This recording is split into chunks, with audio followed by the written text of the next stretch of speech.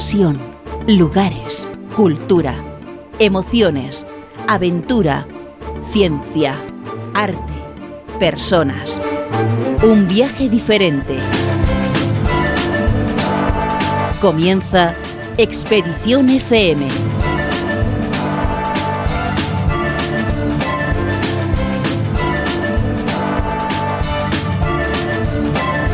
Hola, muy buenas tardes, estimados oyentes y amigos de Expedición FM. Aquí comienza una nueva aventura.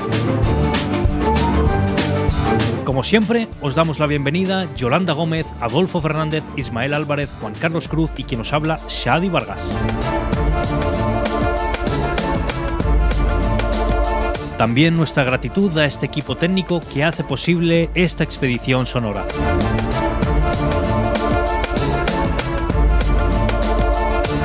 Las vías de contacto: Facebook /Expedición FM, el Twitter sin la E, @Expedición FM y nuestro email, expedicionfm@picoscomunicaciones.com. El número de WhatsApp 644 87 56 58 y desde cualquier parte del mundo con el prefijo 0034 644 87 56 58.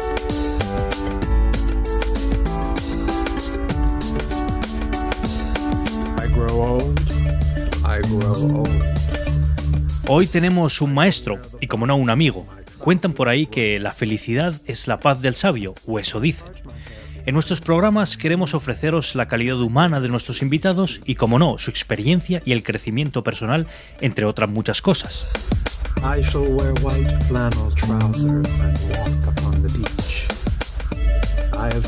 Para mí es un placer tener hoy con nosotros a un amigo y para mí un inspirador. Voy a decir que es un guardián del cuerpo y la mente, el doctor Mario Alonso Puig. Bienvenido, Mario, ¿cómo estás? Muy bien, muchas gracias. Muchas gracias. Gracias por concedernos esta entrevista, pero antes déjame que te presente de una manera muy breve para aquellos que aún no te conozcan. Licenciado en Medicina por la Universidad de Harvard, cirujano especializado en el aparato digestivo, además eres premio Espasa por el libro Cociente Agallas, ¿es correcto? Soy fellow, soy licenciado en Medicina y Cirugía, especialista en Cirugía General y Digestivo y fellow por la Universidad de Harvard. Y dentro de la especialidad de Cirugía General del aparato digestivo, pues una parte muy, muy amplia es todo lo que es el aparato digestivo. La cirugía general incluye también cirugía endocrina, cirugía de mama y algunas partes de cirugía vascular periférica, sobre todo venosa. Apasionante, ¿verdad?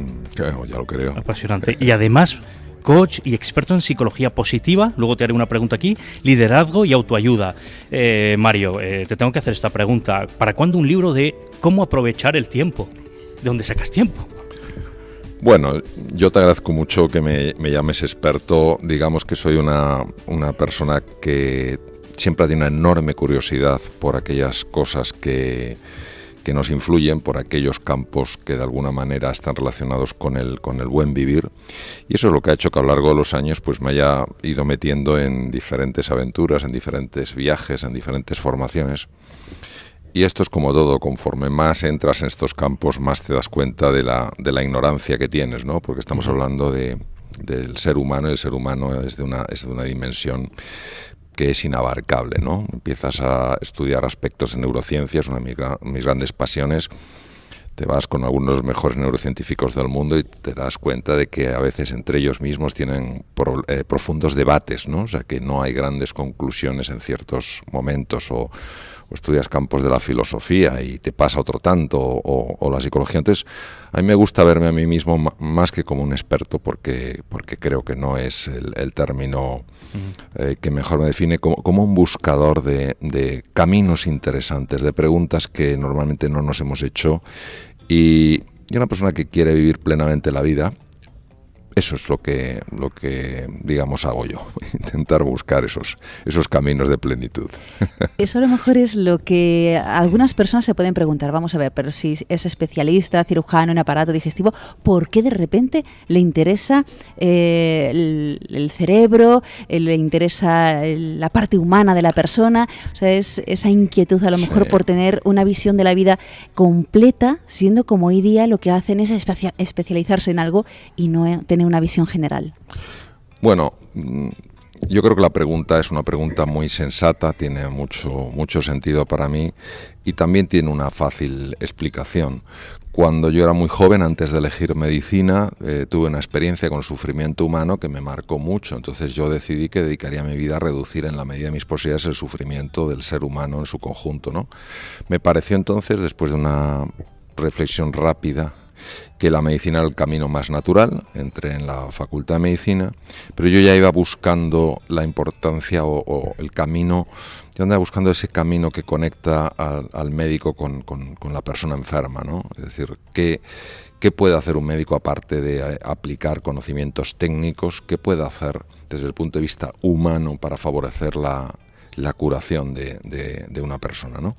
Esto me llevó a estudiar campos fuera de la carrera, a indagar en temas que ni siquiera en la carrera se consideraban y que hoy en día, sin embargo, son enormemente relevantes. La cirugía del aparato digestivo tiene una enorme conexión con el mundo del cerebro. El cerebro ha sido una de mis grandes pasiones. Pasé 2 años en un instituto de ciencias neurológicas aprendiendo muchos temas del cerebro y toda mi vida he leído, estudiado, he procurado formarme con algunos mejores expertos que hoy en día en campos relacionados con las neurociencias. Y el aparato digestivo muchas veces lo vemos como algo burdo, como algo tosco.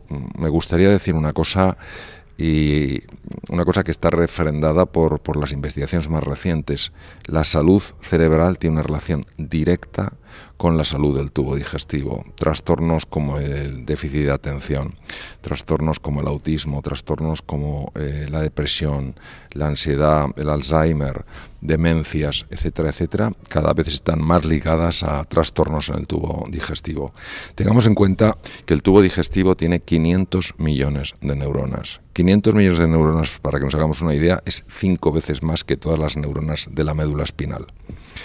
Uno de los neurotransmisores más importantes en el cerebro para mantener la calma, para mantener la serenidad, se llama GABA.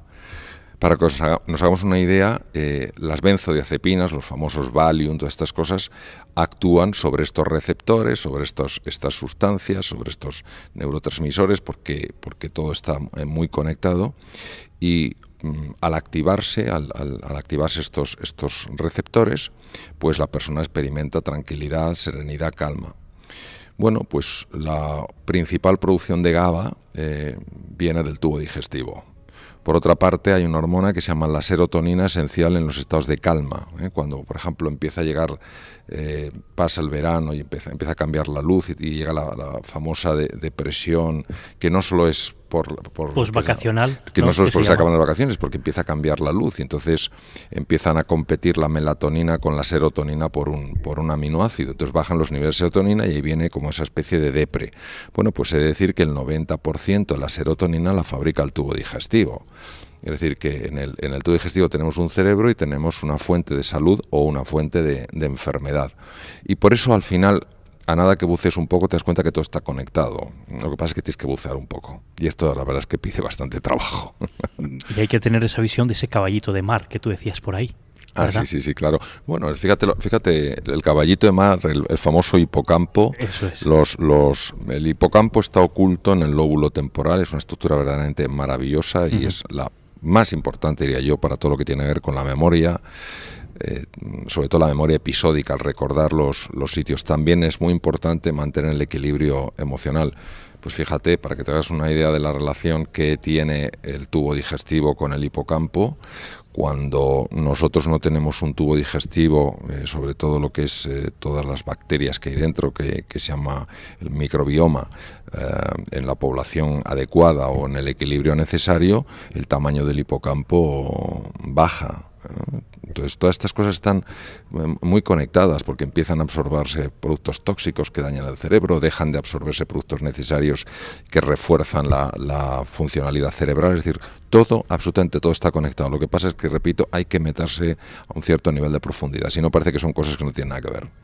Y esa relación entonces entre el cuerpo, la mente, es lo que hace que también uno pueda ayudar mucho mejor a los enfermos que se cruzan por su vida como médico, como cirujano, y para que se restablezcan mucho mejor. Claro.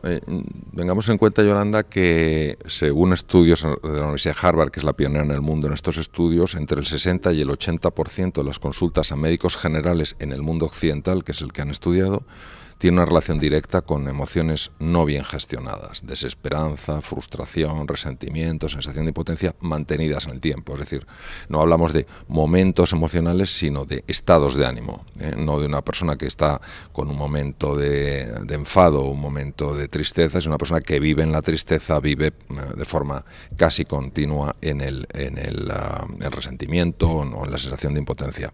Entonces, ¿qué pasa? Pues que el mundo de las emociones es el mundo del cuerpo, es el mundo de la fisiología, y todavía sorprende que en algunos lugares dentro del campo de la medicina esto no se le dé importancia. Cuando un enfermo consigue reducir su ansiedad, consigue reducir su angustia ante una enfermedad, y en eso los profesionales de la salud y cualquier persona realmente puede hacer mucho, de forma inmediata el organismo empieza a mejorar. Voy a poner otro ejemplo. Nosotros tenemos un sistema que se llama sistema inmune. El sistema inmune es importantísimo, es ultra complejo y se trata de un sistema que lo que hace es asegurarse de que nada nocivo para el cuerpo le haga daño. Por eso está patrullando, por ejemplo, el tubo digestivo. El 80% del sistema inmune está localizado en el tubo digestivo, porque por ahí es por donde te pueden entrar cantidad de bacterias, cantidad de tóxicos, etcétera, ¿no? Pues es fascinante saber que cuando una persona, por ejemplo, está a merced de esas emociones tóxicas, la sensación de desesperanza, resentimiento, de frustración, etcétera, etcétera, mantenidas en el tiempo, es decir, de forma constante, se segrega una sustancia llamada cortisol. Entonces, el cortisol tiene un efecto directo en el tubo digestivo, produce una alteración del funcionamiento del tubo digestivo, y todos esos nutrientes esenciales para el funcionamiento cerebral y todas esas bacterias que no deberían entrar porque son tóxicas, pues todo eso empieza a hacer un verdadero lío, ¿no? Entonces no entra lo que tiene que entrar y entra lo que no tendría que entrar, ¿no?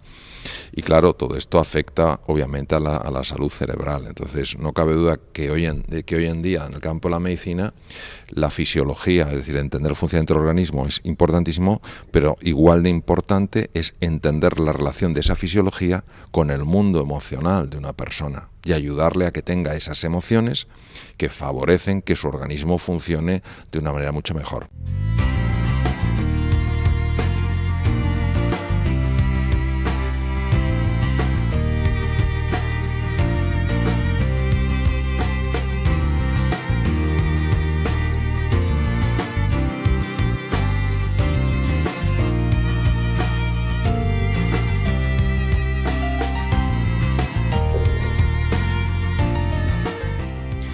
Fíjate qué curioso lo que comentas. Por ahí leí, no sé de quién es, ahora mismo no caigo. Dicen que la oscuridad no se puede sacar de una habitación, pero lo que sí se puede hacer es poner un poquito de luz. Así Eso es quizás lo que estás haciendo, ¿verdad? Bueno, ver esas interconexiones, ¿no? Descubrir, ¿verdad? Que todo, digamos, de alguna manera, o directa o indirectamente, está conectado, y potenciar, digamos, esos puentes. Corrígeme si no es la idea. No, la idea es exactamente esa. Es decir, la idea es que muchas veces queremos corregir lo que no funciona a base de atacar lo que no funciona. Uh-huh. Y la experiencia que tengo yo y lo que voy viendo en el mundo en el que me muevo es que es justo lo opuesto. Es decir, si tú quieres corregir lo que no funciona, potencia lo que funciona. Y entonces, potenciando lo que no funciona empezará a funcionar. Entonces esto tiene todo el sentido del mundo. Lo que pasa es que inicialmente es contraintuitivo, es decir, porque crees que la mejor manera de que una persona corrija un supuesto error es repetirle 27 veces el error, el daño que va a hacerle, pero te das cuenta que funciona de manera absolutamente contraria, y esto genera mucha desesperanza.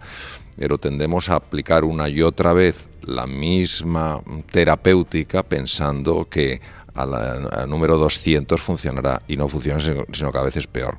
Las cosas funcionan cuando una persona se da cuenta por sí misma, aunque la ayudes, pero es ella, esta persona, la que se da cuenta de la importancia de cambiar. Y no va a cambiar si estamos constantemente recordándole lo que hace mal, constantemente recordando lo que no funciona. Cuando tú a una persona la ayudas a sentirse bien, la ayudas a sentirse valiosa. Es fascinante porque una de las cosas que empieza a cambiar, pero además de forma inmediata, es el riego del cerebro. Al cambiar el riego del cerebro, esa persona empieza a darse cuenta de manera natural que lo que está haciendo a lo mejor no le está dando no está generando ningún beneficio. Y en ese momento, al darse cuenta, entonces ella decide cambiar.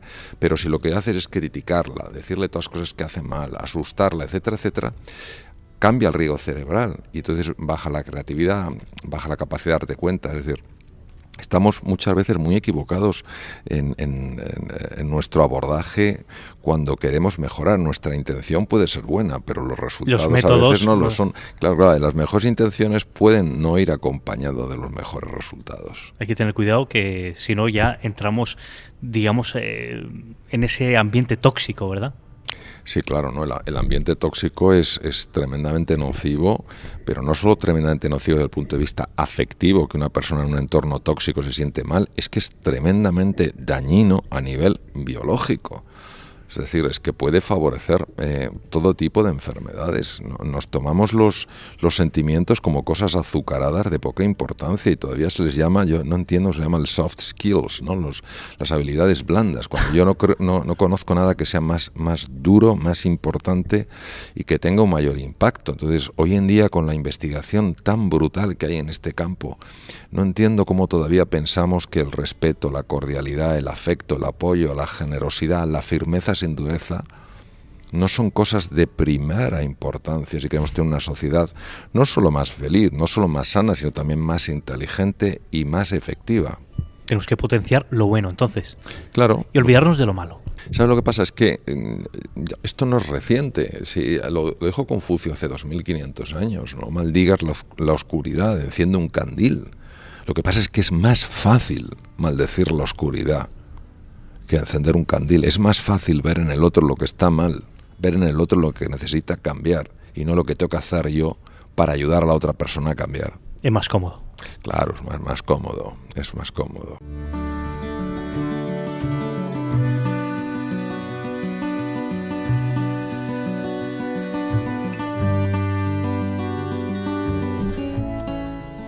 Mario, has escrito muchos libros, muchos con, un éxito increíble, que tiene un montón ya de ejemplares. Algunos de ellos como El coeficiente Agallas, Ahora yo, Reinventarse, un montón de libros que han ayudado a muchísimas personas. Y ahora, por fin, tu primera novela, que se ha publicado pues ahora en enero de este año.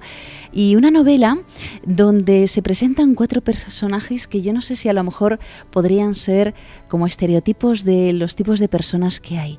Esta novela, El guardián de la verdad y La tercera puerta del tiempo, ¿qué es lo que has querido ofrecer a todos nosotros con esta novela? O también se podría llamar como... Una fábula, a mí me encanta, ¿no? Una fábula también. Sí, la idea inicial era una fábula. Yo soy un enamorado de aquellas fábulas que tienen capacidad transformadora. Yo creo en el poder transformador de la literatura, lo que se llama la medicina narrativa. Lo he visto, lo he experimentado, lo he visto en otras personas y por tanto creo profundamente en el poder de la palabra para generar transformaciones profundas en las personas.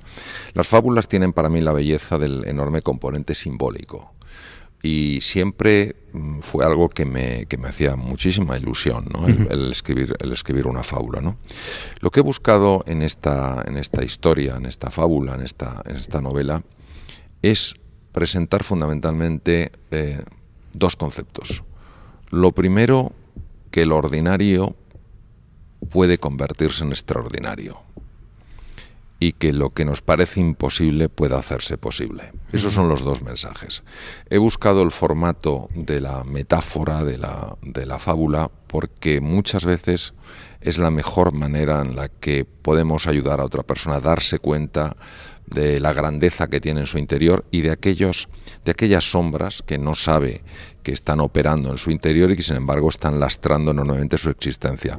Tengo la ilusión de que esta obra ayude a personas que estén haciendo frente a distintos tipos de desafíos. He buscado personajes, hombres, mujeres, en distintas épocas de su vida y haciendo frente a distintos desafíos, buscando también que englobara de la forma más amplia posible los grandes desafíos a los que se enfrenta un ser humano, ¿no? El ansia de libertad, el ansia de serenidad, la necesidad de confianza, la búsqueda de un nuevo amanecer, de una nueva ilusión.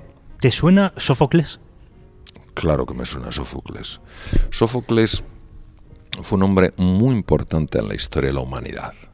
El teatro de Sófocles lo que buscaba era que las personas sencillamente viendo una obra se dieran cuenta de lo que tenían que corregir en su vida.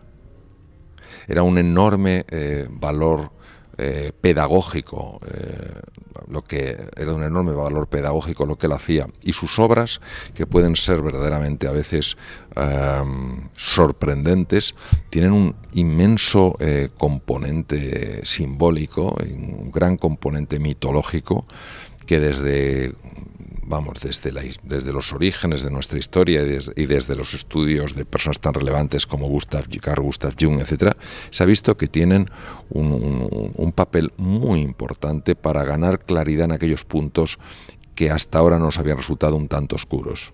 Bueno, el hecho de que los personajes viajen a Grecia no es algo fortuito, ¿verdad? Tiene una intención a lo mejor que viajen a Grecia. Sí, cuando yo decidí escribir una fábula, yo sabía exactamente en qué época histórica la quería centrar.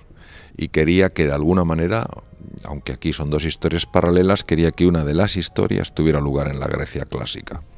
No sabemos muy bien lo que pasó hace 2500 años, pero hace 2500 años pasó algo muy grande en el mundo, tanto en Oriente como en Occidente.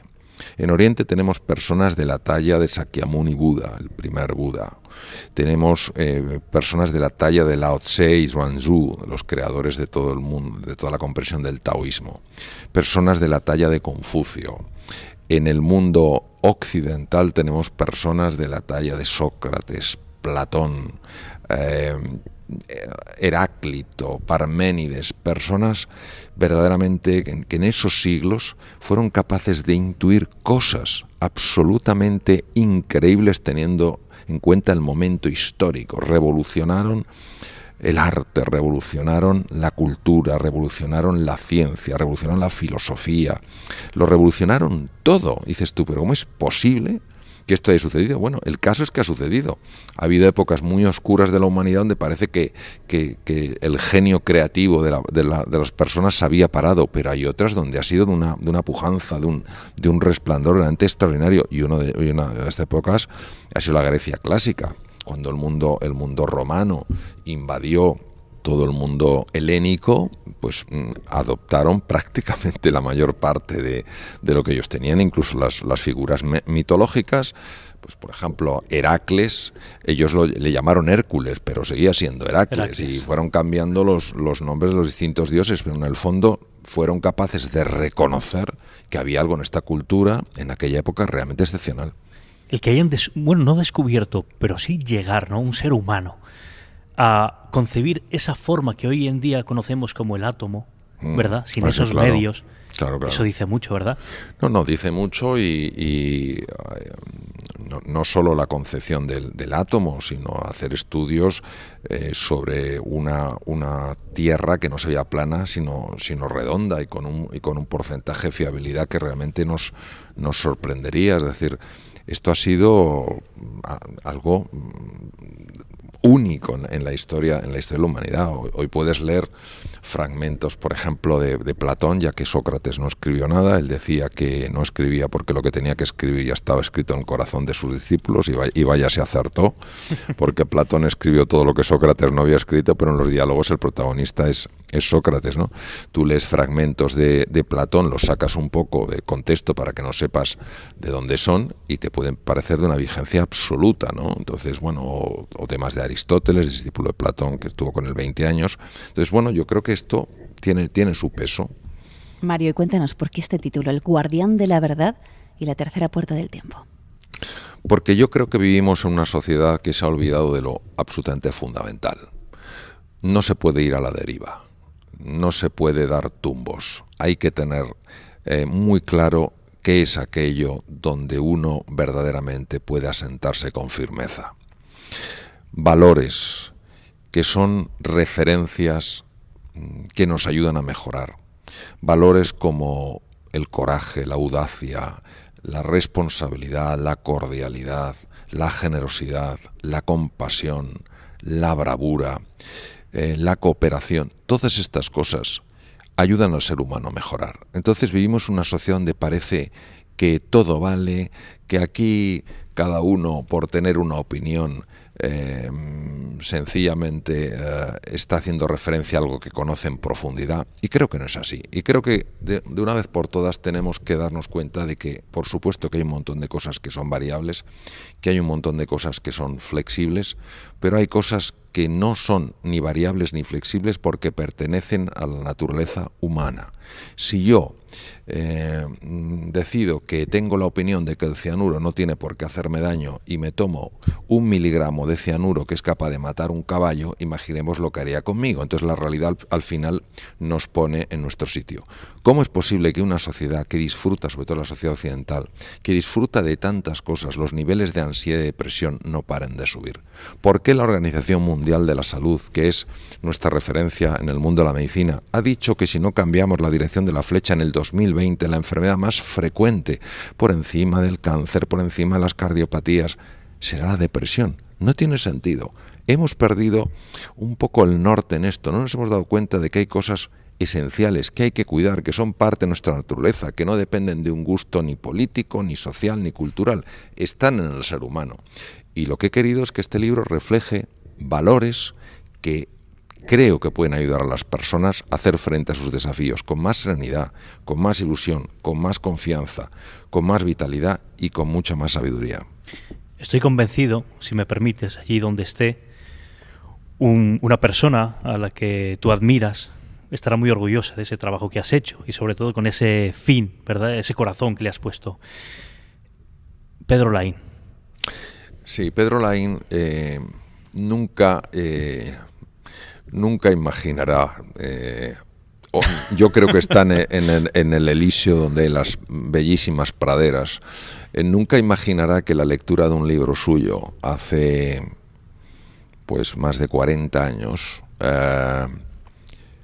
tuvo un impacto tan grande sobre mí, sencillamente cuando él describía el poder de algunos médicos en la Grecia clásica de curar a través de las palabras. Tuve la suerte durante los cursos de doctorado que los hice en la Universidad Autónoma de Madrid, tuve la suerte de tenerle en alguna ocasión como profesor de historia y de historia de medicina, y creo que ha sido una de las figuras más relevantes dentro de la medicina y de la antropología, ¿no? Entonces, bueno, esto es la típica situación de una persona a la que apenas has conocido, pero que lo poco que has conocido de esa persona pues te ha ayudado mucho a divisar nuevos mundos. Y te ha ayudado sobre todo a investigar y ha despertado en ti el placer de humanizar la medicina. Bueno, esto es tan así que si no hubiera sido por el primer libro de medicina que leí, que fue escrito por él, La relación médico-enfermo, y que lo leí antes de entrar en la facultad y que fue aquello que me impactó cuando hablaba de esta capacidad dentro de la medicina de sanar a través de la relación. Si no hubiera sido por esa lectura, dado que en la facultad de medicina de esto no se me habló para nada, me hubiera llevado por lo menos más tiempo el buscarlo, eso sin duda. Ahora no lo cuentas.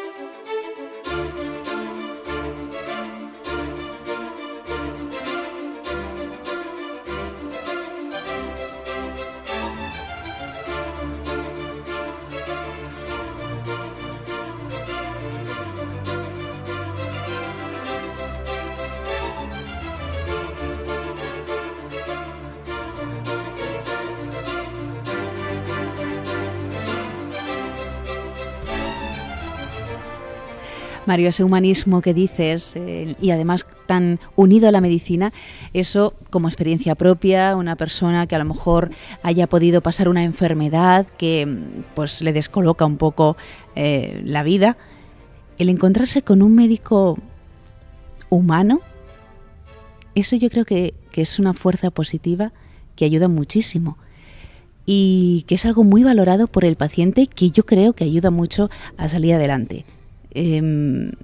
a lo mejor es eso también lo que te hizo el querer ayudar a las personas, el querer profundizar más en esa parte humanista.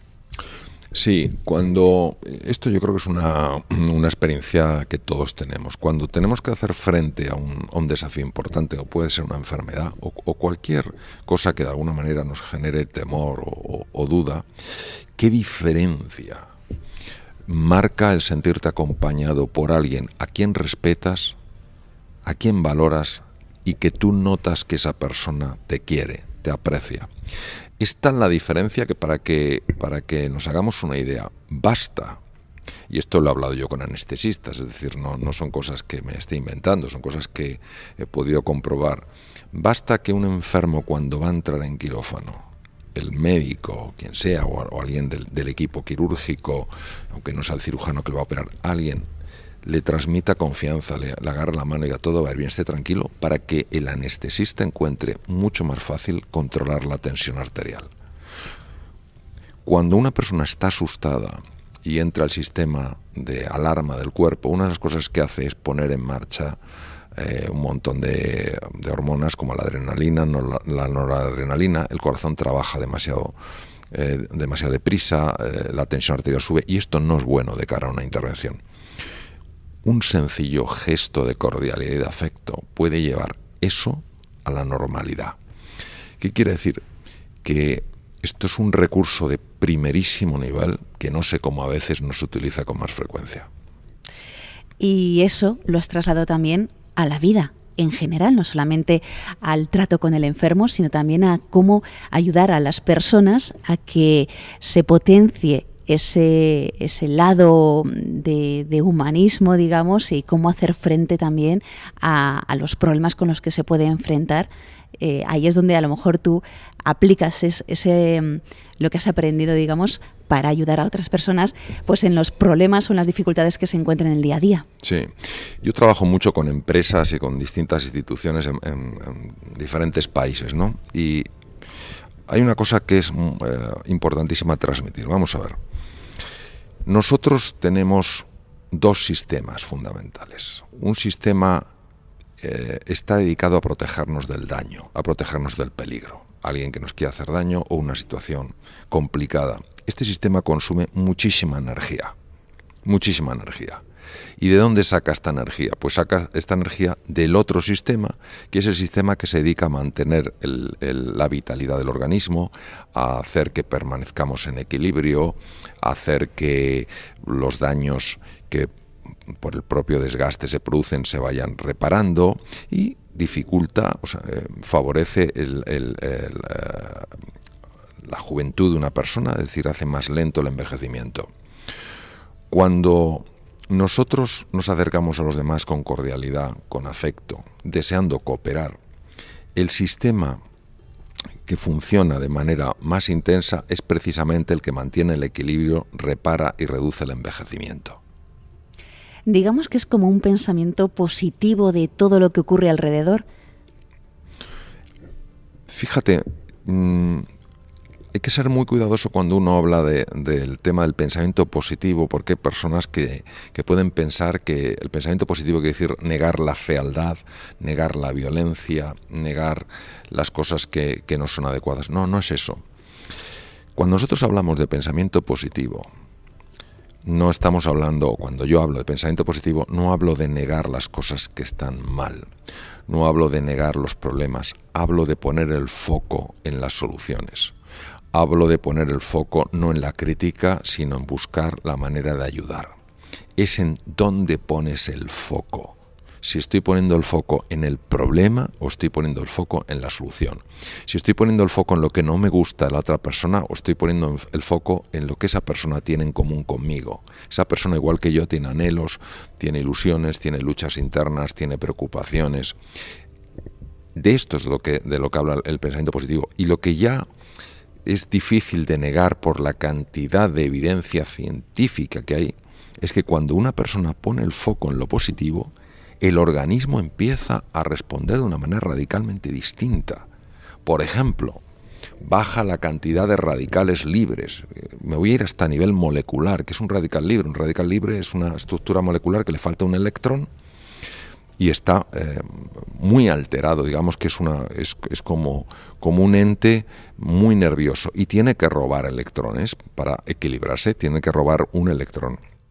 ¿Cómo roba electrones? Golpeando otras moléculas. Y entonces desplaza el electrón de la órbita y entonces lo roba. Pero el problema es que en este golpear distintas moléculas, paredes membranas celulares, material genético, etcétera, puede generar mutaciones y puede generar daños. Desde luego, muy relacionados con enfermedades que nos asustan mucho, como pues el Alzheimer o demencias o múltiples cosas. Cuando una persona se enfoca en lo positivo, cuando una persona vive más que en la queja, en el agradecimiento, cuando vive más en la sonrisa que en la desesperanza, cuando vive más en el deseo de cooperación que en el enfrentamiento, bajan los radicales libres. Y es que está absolutamente visto que el estrés negativo, el distrés, sube los radicales libres, daña el tubo digestivo, libera cortisol, el cual a su vez daña el sistema óseo, el sistema muscular, mata neuronas en el hipocampo. Es decir, está todo tan absolutamente conectado y al final, ¿a qué te lleva esto? Te lleva esto a que la clave es mirar, o por lo menos que tu foco busque ver a la otra persona como un ser humano, no como un objeto, no como un obstáculo, no como un problema, no como un desastre, sino que le veas como una persona. Y claro, esto tiene un impacto muy grande en la otra persona. Claro, tiene que salir del corazón. Esto no puede ser un maquillaje, voy a hacer como si... No, tiene que salir del corazón. Si no sale del corazón es mejor que lo hagas como sí a que no lo hagas. Pero llega un momento en el que entiendo que esto puede salir del corazón y tiene un efecto realmente llamativo. Pero eso también puede ser culpa a lo mejor de algún problema que uno tenga personalmente, baja autoestima, ego a lo mejor. Sí, bueno, eso es un gran comentario. Es decir, yo creo que el ser humano solo tiene un oponente. Lo que pasa es que es increíblemente astuto. Se disfraza de múltiples maneras, hasta de las maneras más sutiles, con lo cual es muy difícil reconocerlo. El único oponente para mí que tiene el ser humano es su ego. Porque el ego, cuando le domina a uno, no permite que haya espacio para el otro. Tú tienes que ser el centro de la circunferencia siempre. Y Mario, perdóname, ¿qué es el ego en realidad? Porque vale. Lo dicen mucho, el ego, y se confunde con el ser egocéntrico o ser como un poco... yo soy el mejor. ¿Qué es el ego en realidad? El ego, para mí, solo se entiende desde el mundo que se llama el mundo metafísico. Es decir, el ego es una creencia muy profunda, probablemente la más profunda que está metida en el inconsciente humano. Es una creencia de que yo estoy separado del mundo, de que yo estoy solo, de que yo estoy en peligro. Entonces, cuando esta creencia yo la vivo como una certeza, indudablemente vivo asustado. ¿Por qué? Porque me siento solo, porque me siento aislado y me siento en peligro. Es curioso que personas de la talla de Albert Einstein, muy conocido como físico y menos conocido como metafísico, un hombre que valoraba tanto las preguntas sorprendentes, porque él decía que la clave no era encontrar respuestas a viejas preguntas, sino hacer preguntas que nadie se hubiera hecho, en una ocasión dijo que había una pregunta que era la más importante de todas. Y yo he vivido eso personalmente y sé exactamente, o creo que sé, a qué se refería. La pregunta es, ¿vivo en un universo hostil o en un universo amigable? Si a la pregunta ¿vivo en un universo hostil? Yo respondo sí. Imagínate esto cómo me va a afectar a mi forma de ver el mundo. Todo lo veré bajo ese prisma, todo lo veré bajo ese color.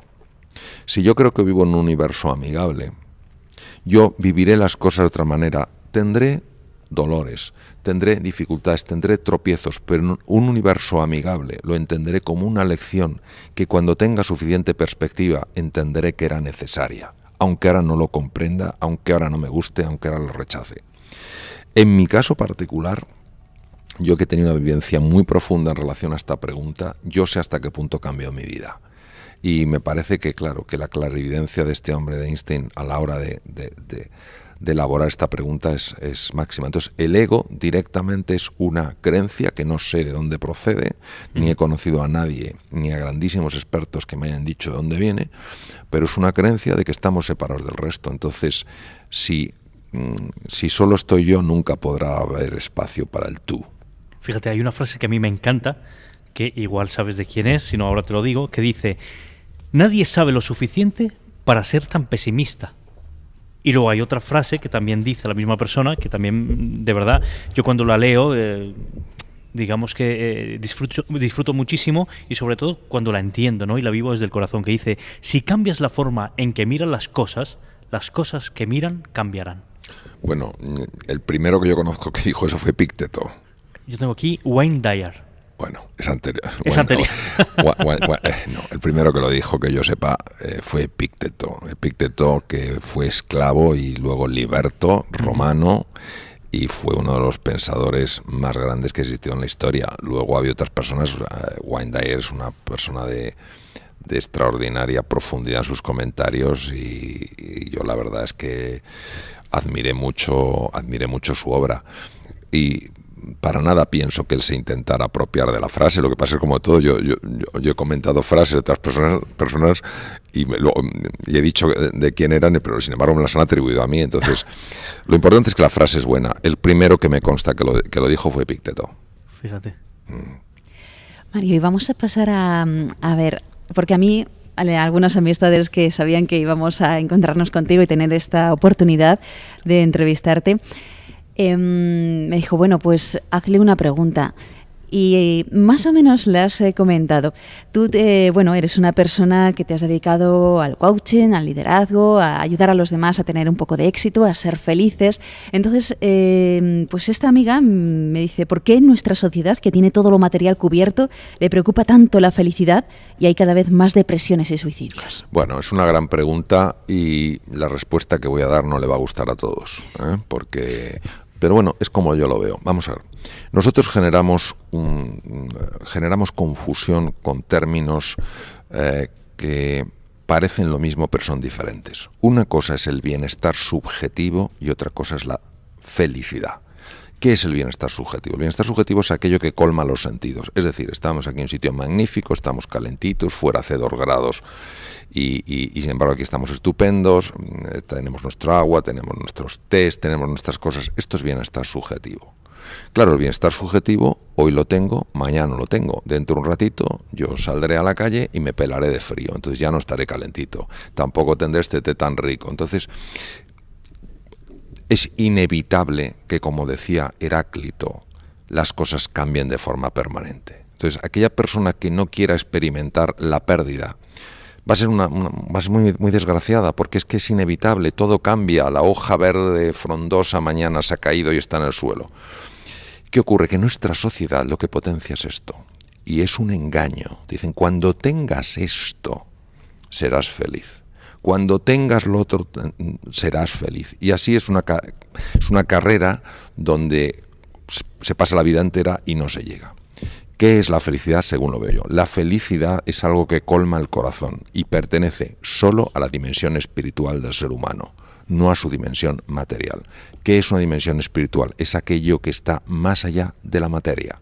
Es una conexión profunda con todo lo existente, con los demás, con la tierra, con el cielo, con todo. Entonces, ¿qué ocurre? Que cuando alguien está conectado profundamente con esa dimensión, sabe que una parte, su parte material, estará más a gusto o menos, si tiene más frío o tiene más calor, si come mejor o come peor.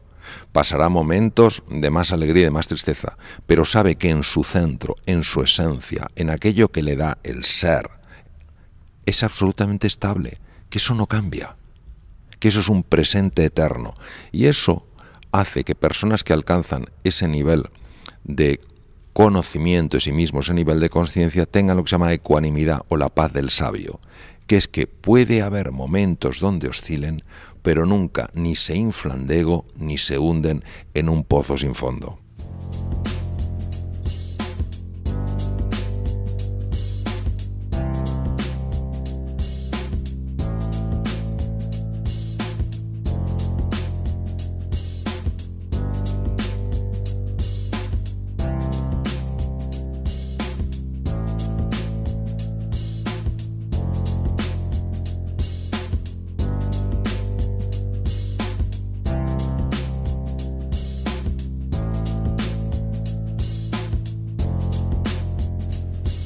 Mario, ahora te vamos a hacer una serie de preguntas rápidas. A ver, ¿qué es eso de la psicología positiva? ¿O acaso hay negativa? Psicología positiva es un movimiento que comienza en los Estados Unidos, apadrinado por Martin Seligman, catedrático de psicología en Pensilvania, y que de alguna manera lo que viene a decir es: vamos a dejar de enfocarnos tanto en curar enfermedades, en diagnosticar problemas, y vamos a enfocarnos más en aflorar el potencial. ¿Coaching, liderazgo, autoayuda es lo mismo? No. Coaching es un proceso en el cual una persona, el coach, ayuda a otra persona, el coachee, a ir del punto A al punto B, y lo hace fundamentalmente utilizando una metodología que son las preguntas, la escucha y la reflexión. Y eso es lo que es el coaching. El liderazgo es la ciencia y el arte de conseguir que una persona conecte con su potencial, lo despliegue y lo haga florecer. La autoayuda es un concepto que a mí nunca me ha gustado demasiado. De hecho, mis libros considero que son ensayos más que libros de autoayuda, que de alguna manera es un género muy amplio donde cabe casi todo. Yo tengo una pregunta también, Mario. Es una inquietud que tengo. ¿El ser humano cómo aprende mejor? ¿Cuando se da de bruces? ¿O cuando se dialoga con él? ¿O necesariamente tiene que darse de bruces para crecer? Bueno, el proceso de aprendizaje tiene muchas connotaciones y mucha dimensión. Yo creo, sabéis, que probablemente la pregunta quiere decir cuándo el ser humano cambia, ¿no? Cuando el ser humano cambia o decide que ha de cambiar, ¿no? Dado que la zona de confort tiene tanto peso en nosotros, porque nos da una sensación de control y familiaridad, para mí el ser humano solo cambia o cuando se da de bruces y se da cuenta de que así no quiere seguir viviendo, o cuando escucha algo, lee algo o reflexiona sobre algo que le inspira a creer que hay un mundo posible para él o para ella. Vale, ¿y cómo ser un líder, o mejor dicho, un buen líder? Hay 5 niveles en el liderazgo. El más básico es que tengas una posición de liderazgo. Hay personas que porque tienen una posición de liderazgo en una empresa, en una sociedad, dicen ahora me toca mandar. No. El concepto de liderazgo es un concepto basado en el servicio, en ayudar a los demás a crecer. Los otros 4 niveles son la relación, la cooperación, la mentorización y al final convertirse en una referencia. Para mí, la clave del liderazgo es que te importen las personas y quieras ayudarlas a crecer. Bueno, y hay jefes que prefieren tener a sus empleados bajo tensión continua y con miedo. ¿Por qué? Hay jefes que quieren mantener en tensión continua a sus empleados y hay empleados que prefieren tener un jefe a un líder. Esto es de ida y vuelta, son por los dos lados. Yo he tenido a veces estado en empresas donde se me han quejado mucho de sus jefes y luego los que estaban debajo de los que se quejaban igual de ellos. Es decir, es muy fácil ver lo que el otro hace mal y no darse cuenta de lo que uno a lo mejor podría hacer mejor. A ver, ¿el mundo es perfecto como está o hay que indignarse y luchar por lo que a nuestro juicio consideramos injusto? La palabra perfecto es una palabra muy delicada, hay que tener bastante cuidado al manejarla. La palabra perfecto quiere decir completo. Por ejemplo, el ser humano en su interior es perfecto, es completo. Eso no quiere decir que su forma de ser y de estar no necesite mejoría. Pues yo creo que el mundo que tenemos es el mundo acorde a aquello que nosotros estamos expresando, que siempre es mejorable, indudablemente, pero que tiene algo que lo hace por sí bello. ¿Y qué es más potente, el poder de la palabra o el poder del pensamiento? Para mí es más potente el poder de la palabra porque tiene una energía mucho mayor que el poder del pensamiento. Por ejemplo, si yo pienso a alguien, si pienso acerca de alguien, eres un desastre, eso tiene un poder negativo, obviamente, pero lo pienso. Pero si yo a esa persona le digo, eres un desastre, y uso las palabras, tiene un poder muchísimo mayor. No solo en la otra persona, sino también en mí. Y además un poder negativo, por supuesto. Mario, ¿todos tenemos la capacidad natural de sanar? Bueno, eso no cabe la menor duda. O sea, eso es una cosa tan absolutamente básica hoy en día que no sé cómo todavía lo dudamos. Ya lo decía el gran Hipócrates hace 2500 años, ¿no? No nos olvidemos de que es el organismo el que sana las enfermedades. Lo que no es tan fácil es encontrar el camino para que suceda, pero que todos lo tenemos. Vamos, eso no cabe la menor duda. Es decir, tenemos un don y no lo sabemos. No, por supuesto. Es que el drama del ser humano es que no es consciente de su grandeza. Se queda solo con lo que hace y no penetra en lo que es. Fíjate, otra cosa, mucha gente tiene traumas o dicen tener traumas. Muy importante, ¿cómo se identifica y cómo se puede solucionar? Porque hay mucha gente que dice, no, para tú superar un trauma tienes que enfrentarte a él, no en el sentido de crecer y aprender de él, sino un poquito como lo que decías antes, esas repeticiones, repetir o intentar, digamos, ¿no? Como sanar lo malo en lugar de potenciar lo bueno. Bueno, Xavi, eso es una pregunta que se ha hecho la filosofía, la psicología, la psicoterapia, la psiquiatría a lo largo de toda su evolución. Es decir, cómo ayudar a sanar a una persona que ha sufrido una herida emocional. Para empezar, hay que decir que yo creo que no hay un solo ser humano que no tenga una herida emocional. No creo que haya un solo ser humano que no tenga una herida emocional. Entonces no son los que están traumatizados y los que estamos pistonudos, no. Yo creo que todos tenemos alguien que en un momento determinado, en un momento de ofuscación nos dijo, pues no sé cuántos, no sé qué, y eso nos ha quedado ahí. Entonces, yo creo que hay dos caminos fundamentales para sanar esas heridas. El primero tiene que ver con ensanchar las medidas del corazón. Y quiero decir, trabajar todo lo que es la cordialidad, el respeto, el cariño, el afecto hacia los demás. Pienso que de forma natural, cuando esto sucede, de manera automática, estas heridas se van sanando. Y la otra es la meditación.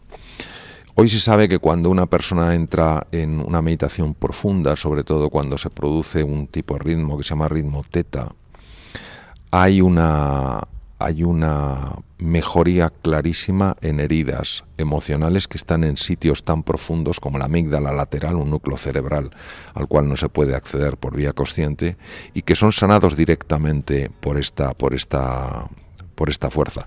¿Cómo sabemos que son sanados si la persona no se está dando cuenta de eso? La persona cierra los ojos, entra en un estado como de duerme vela, no se da cuenta. Porque luego, cuando esta persona ha practicado la meditación, se da cuenta de que ha cambiado su forma de ser y de estar.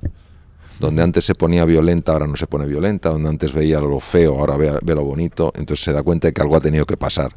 Lo que, como ha ocurrido a nivel que se llama subcortical, por debajo de la conciencia, no se ha dado cuenta de lo que ha pasado. Pero es indudable que ha sucedido. Ha sido tan paulatino que ni él mismo se ha dado cuenta. Y a veces es rápido. O sea, el tema más que de la velocidad es el nivel en el que sucede. Cuando se intentan sanar heridas emocionales profundas que a lo mejor las tienes cuando tenías 5 años de edad o 6 años de edad, no hay manera que conscientemente tú llegues a eso. Pero la gran ventaja o el gran beneficio de la meditación es que de manera directa es capaz de generar esa sanación interior, y además que se asocia, por ejemplo, con una potenciación del sistema inmune, el sistema de defensa del cuerpo. Pero esas heridas emocionales hace que una persona, digamos, autodefensa, o sea, se pone el caparazón. El caparazón para que nadie más le quiera dañar, no quiere sentir ese daño. ¿Qué puede hacer para evitar eso? ¿Cómo intentar abrirse a los demás? Esto es una pregunta que nos llevaría mucho tiempo contestar. Entonces, sencillamente es llegar hasta, o por lo menos compartir esta reflexión. Cuando una persona sufre, construye una armadura. Y es absolutamente lógico y natural que construya una armadura. A nadie le gusta sufrir. Nadie va por la calle diciendo a mí que me hagan sufrir, por favor, un poquito de sufrimiento. Que alguien me dé un poco de sufrimiento. Nadie hace eso. Nadie quiere eso. Construye una armadura. ¿Cuál es el problema de la armadura? Que llega un momento en que esa armadura ahoga, que esa armadura no te deja moverte, y tercero, que te aísla hasta de tus seres más queridos. Cuando eres consciente de que esa armadura en su momento pudo tener sentido, pero ya no tiene sentido en tu vida, empiezas el proceso para empezar a disolverla.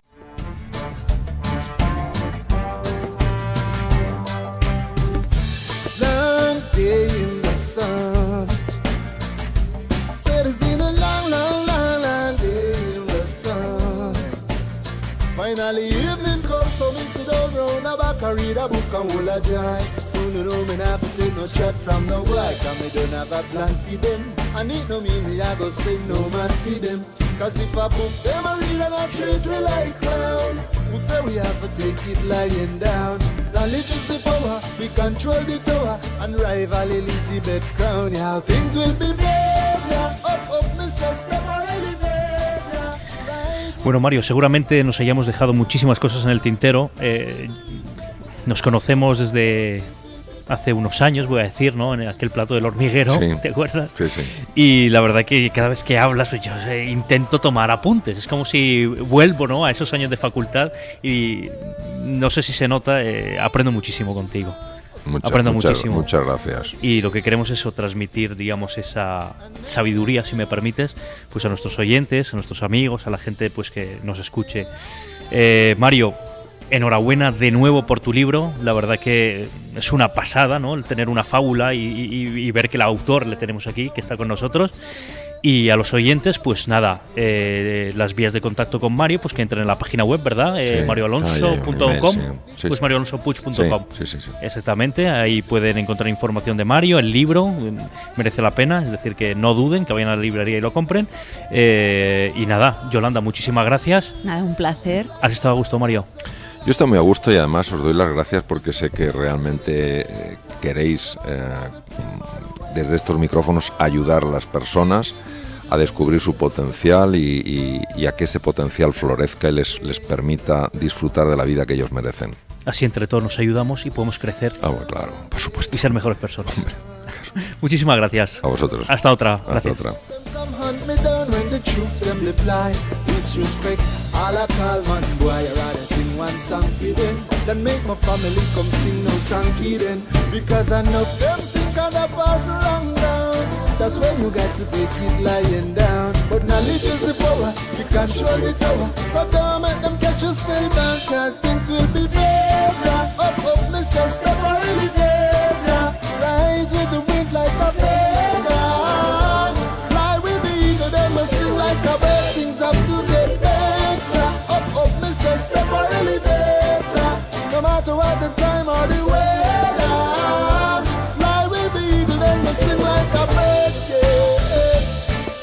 One thing you should know is that I never give in. I never give in. And if I pop another way, we slap him with a book, you see gloom and dismay. We slap him with a book, all evil same way. We slap him with a book, determination and display.